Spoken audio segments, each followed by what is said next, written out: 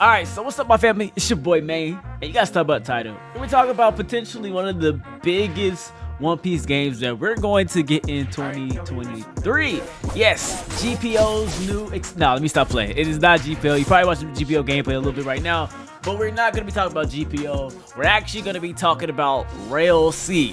Yes, by RELL Games. Yes, by the BB Brothers, Care Bros. Whatever you guys want to refer to them as today's. I still like to call them Care Brothers. Or what do I like to call BB Studios? I don't know. Book and Block. I do like to refer to it as Book and Block. That's what their usual names. I think they're like Real Sin and Real Mad or Real Bad.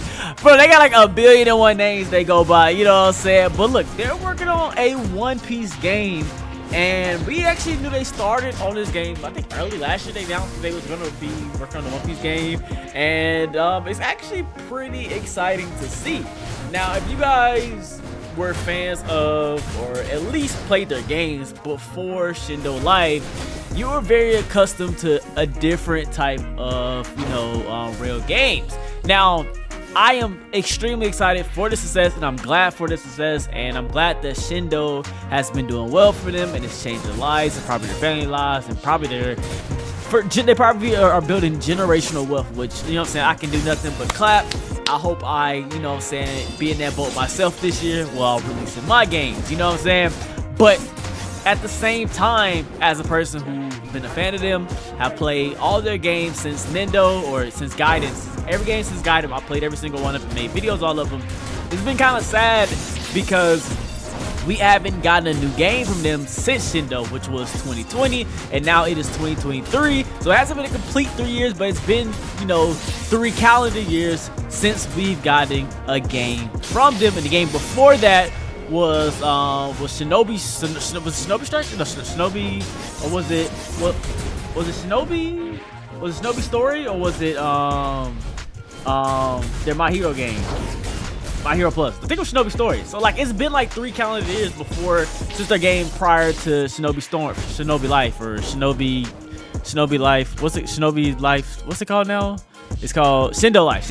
It's been a while, and they, you know what I'm saying, like if you played their games, like we used to get like 2 games from them from years. There was just two, every year we was getting some BB games, you know what I'm saying? Whether they last for a long time or not, we knew we was gonna get some content every single year. So I'm pretty excited for them to be making a new game. This is them making a game where they got money, they're very successful, they got the money, and when we take a look at some of the stuff, you can already tell, like, okay, we're gonna be getting some quality, and I'm interested to see how they tackle a new game.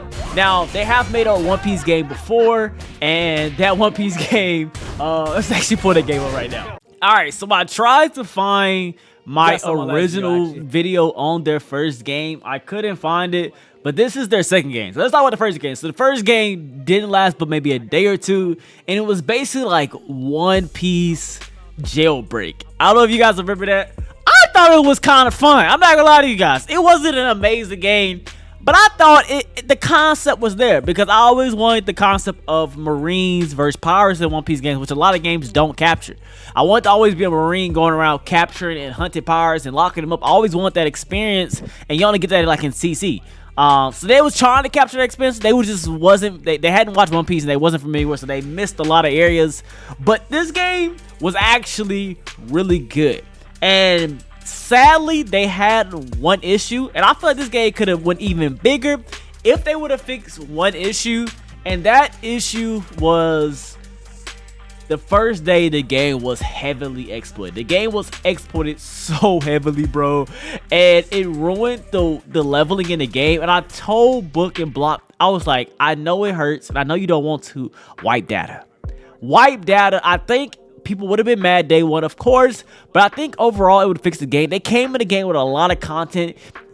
There was tons of islands, tons of quests, tons of balls, tons of stuff to do in the game. But day one, everybody power level got crazy money, and instead of them like wiping and making like the levels, because they had like a really good leveling process, they just made like the game like insanely power scale. Like it just took a lot of points, like he was putting like hundreds and hundreds of points and things, because they had to make the economy so large, because everybody was just max level day one, and it ruined the economy, and they had to change things because of that. And overall, I think this game was good. It had a really good life cycle. This game lasted long. It stayed around the game for a long time. This was like the first game to add in Gear Force. And so they had a good start. This game was solid. Roll Piece was solid. Their first game, you know what I'm saying, it's not. But this game was solid. Tons of weapons. They always do a lot of stuff for the game. Like, you always gonna get a bunch of weapons. You're gonna get a bunch of devil fruits. You're always gonna get the content. They grind. You know what I'm saying? They gonna pump out content. They've done that with every single one of the games. They always grind. Still with Shindo to this day, Shindo is still getting content. That's one thing you know that you're gonna get with them, is you're going to get a lot of content. Now let's get into the what we talk about the video. RELL sees this could potentially be the biggest, one of the biggest games of Roblox if they do it right, man. You know what I'm saying? Shindo, you guys remember when Shindo first dropped? It was massive. Shindo was crazy, and they bought a really interesting mechanic that I'm surprised that a lot of devs haven't did. The time mechanic, that was such a new thing, and I don't know if you guys remember, I was grinding. The first few months of Shindo was such a fun time of gaming, bro. I miss early Shindo days. That was so much fun. I know I slowly grew out the game and stopped playing it, but I had a lot of fun and a lot of memories on Shindo. I still remember getting the hunting for the tail V's. That was, yo, man, that was good times. But yeah, let's go over. It says, they asked a question.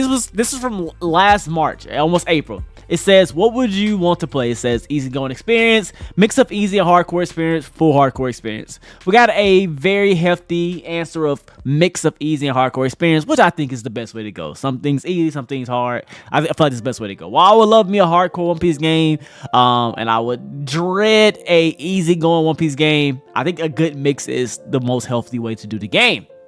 What type of grind? Quest, story, adventure, discovery. I definitely want both. I'm okay with grinding quest and story, but I feel like with One Piece, you want to travel out and you'll discover things and find things. That's just part of One Piece. You know what I'm saying? The exploration.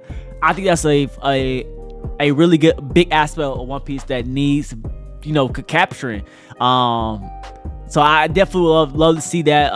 Unique ways of doing that. What unique ways they can do, don't know. I don't know. You know what I'm saying? But I definitely would love to see it. And then what type of combat? Combo based with auto tracking. Obviously, it's probably gonna play like Shindo's combat, where you got like skills, you know, these combos, and you shoot some skills and they track the player. You know what I'm saying? I'm assuming it's gonna be like that. As long as the freaking balancing doesn't go through the roof as fast as Shindo life, I'm fine with it. Shindo combat was fun. It was extremely fun.